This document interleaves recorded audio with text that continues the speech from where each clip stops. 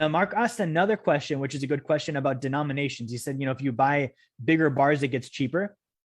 That actually goes back to, I'm going to go back to my little drawing here.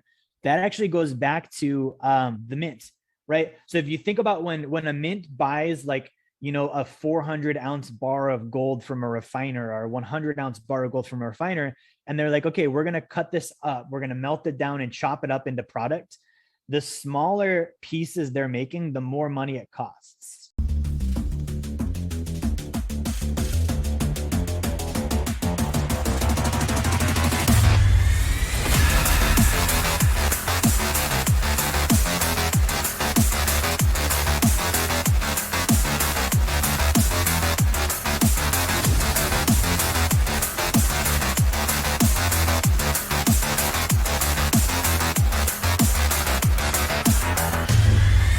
Because it's more doing this. They've got to chop it up into more. It takes more resources. It takes more machinery.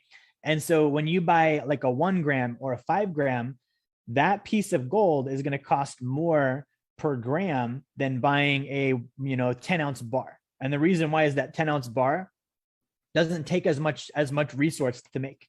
It's a larger cut, and so they can do it quicker, and it's a lot less work, and it's a lot less money for them. Right. So that's one of the tricks of the trade that we'll get into is how do you buy the right denominations?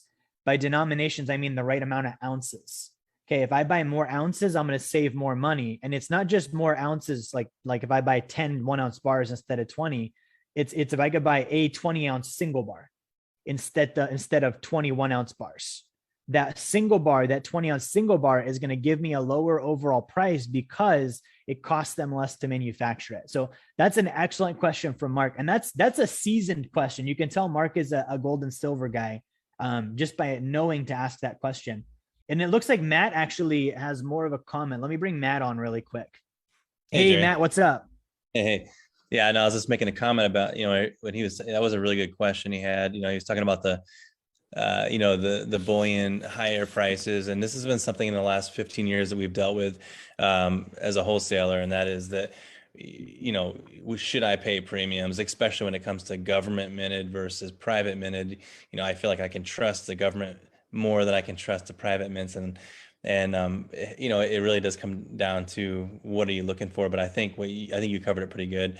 But just an example, the gold American Eagle is literally only 91.67% gold versus the private mint. There's tons of highly reputable private mints you can trust, and they're like 99.9 or 99.99% pure gold. So for me personally, I'd be going for that versus just to be able to pay that higher premium. Same with silver, the silver American Eagle.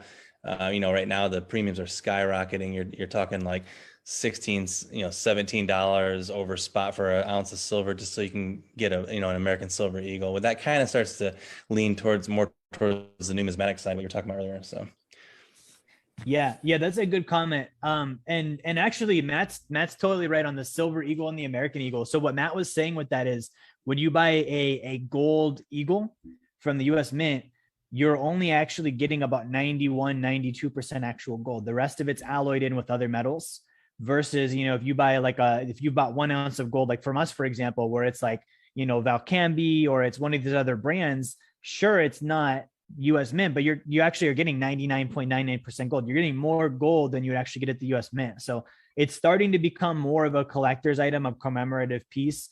And so that's something, especially in 2020, we saw the US Mint really get, hit. They started to go by the wayside as far as quality, purity, speed, all of those things that matter when you're buying bullion. So good point from Matt there. If you're wondering, what does Wealth Dynamics do? How can we actually help you? Number one, if you haven't gotten a copy of my book, Blueprint to Financial Freedom, grab one now. You can get that down in the comments in the video. You can get the link for that. Number two, we do a free course on Fridays on personal finance. Okay, you can also get the link for the description there too. And then finally, if you have a desire to start getting help walking through these different phases toward financial freedom, book a call with my team. Go to our website, set up a call. We're able to help out and answer questions. That's how we can help you. Thank you for watching. Like, share, subscribe. Make sure you turn notifications on, and I will talk to you guys on the next video.